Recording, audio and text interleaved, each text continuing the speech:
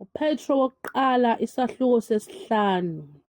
Ngakho ngiyawancenga amalunga aphakathi kwenu, mina engiyilunga kanye nawo, nofakazi wezinhlupheko zikaKristu, nomhlanganyeli wenkazimulo ezakwambulwa.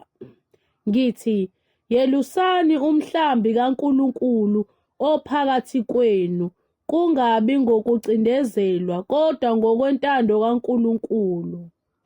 Kungabi ngenxa yenzuzo eyihlazo, kodwa ngenhliziyo evumayo. Kungabi njengabazenza amakhosi phezu kwamabandla enabelwa wona, kodwa nibe yizibonelo zomhlambi. Kuyakuthi nxa esebonakaliswa uMalusi omkhulu, niyakuzuza umqhele wenkazimulo ongabuniyo.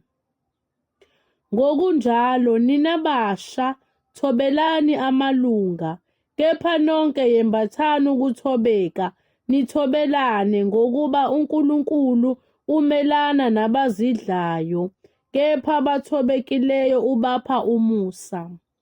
Ngalokho zithobeni phansi kwesandla sikaNkulunkulu esinamandla, ukuze aniphakamise ngesikhathi esifaneleyo. Niphonse izinkathazo zenu zonke phezu kwakhe, ngokuba uyanikhathalela. Qondani, nilinde, isitha senu uSathane uyahamba njengebhubesi elibhodlayo, sifuna esingamgwinya. Melanani naye, niqinile kukholweni, nazi ukuthi zona lezo zinhlupheko zehlela abazalwane benu abasezweni. Kepha uNkulunkulu womusa wonke owanibizela enkazimulweni yakhe yaphakade ngoKristu, senihluphekile isikhashana, yena uqobo uyakuniphelelisa, aniqinise, aninike amandla, anisekele.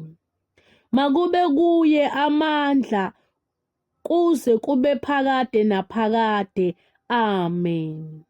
NgoSilvano umfowethu othembekayo, ngokubona kwami nginilobele ngokufishane, ngincenga, ngifakaza ukuthi lo yiwo umusa oqinisekileyo kaNkulunkulu, yimani kuwo. Liyakhonza kini ibandla elikhethiweyo, kanye nani eliseBhabhiloni, noMarku indodana yami. Bingelanani ngokwanga kothando. Ukuthula makube kini nonke enikuKristu.